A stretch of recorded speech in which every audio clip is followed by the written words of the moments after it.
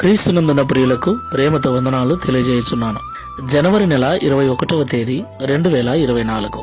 ఈరోజు దేవుడు మనకు చేస్తున్న వాగ్దానం ఏమిటనగా, కీర్తనల గ్రంథము 146వ కీర్తన 6వ చరణం.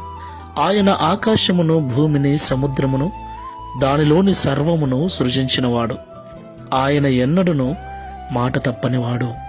ఆమెన్. నా ప్రియమైన సహోదరి సహోదరులారా, మనం ఆరాధించేటువంటి దేవుడు సర్వశక్తిమంతుడు, సర్వ జగత్తును నోటి మాట చేత కలగజేసినవాడు. నా ప్రియులారా, ఈ లోకంలో అనేక మంది ఆయా అవసరాలలో మనకు మాట ఇస్తూ ఉంటారు. అయితే చాలా మంది ఇచ్చిన మాటను మర్చిపోతుంటారు, ఇచ్చిన మాటను తప్పిపోతూ ఉంటారు. అయితే మనం ఆరాధించే దేవుడు ఒక మాట ఇచ్చాడు అంటే అది ఎన్నడూ తప్పడు. అవును ప్రియులారా, పరిశుద్ధ గ్రంథంలో ఆయనను నమ్మిన బిడ్డలకు, ఆయనను ఆరాధించే వారికి ఎన్నో వాగ్దానాలు చేశాడు, ఎన్నో నిబంధనలు చేశాడు.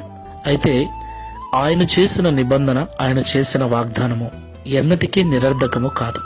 దానికి అనుగుణంగా మన జీవితాలను క్రీస్తు కొరకు సమర్పించుకొని, ఆయన చేసిన వాగ్దానమును చేత పట్టుకొని ఆయనకు లోబడిన బిడ్డలుగా మనము జీవించినట్లయితే దేవుడు తప్పకుండా మన జీవితాన్ని ఆశీర్వదిస్తాడు.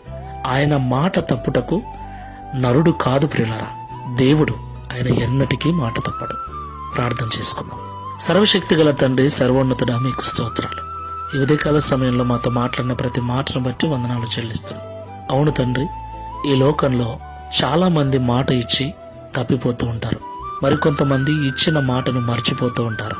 అయితే మేము ఆరాధిస్తున్న దేవుడవైన నీవు ఒకసారి మాట ఇస్తే ఎన్నటికీ ఆ మాట తప్పని వాడవని, నిశ్చయముగా ఆ మాటను మా జీవితంలో నెరవేర్చు వాడవని మాతో మాట్లాడినందుకు స్తోత్రాలు. ప్రియ తండ్రి, ఈ ప్రార్థనలో ఏకీభవిస్తున్న మేమందరం కూడా మీరు మాకు ఇచ్చినటువంటి వాగ్దానములను, మీరు మాకు ఇచ్చినటువంటి పరిశుద్ధ గ్రంథంలోని నిబంధనలను, ఆశీర్వాదములను, మాటలను మేము గుర్తుపెట్టుకుని నీకు లోబడి వాటిని సంపూర్ణముగా నమ్మిన వారమై, విశ్వాసముతో నీకు లోబడి ఈ లోకంలో జీవించు వారముగా మమ్మల్ని మార్చుమని, అలాగూ జీవిస్తున్న ప్రతి ఒక్కరికి నిశ్చయముగా మీరిచ్చిన మాటలను, వాగ్దానములను నెరవేర్చి మీ నామమును మహిమపరచుకునమని యేసుక్రీస్తు వారి పరిశుద్ధ నామములో ప్రార్థించి వేడుకుంటున్నాము తండ్రి. Amen. Praise the lord. God bless you.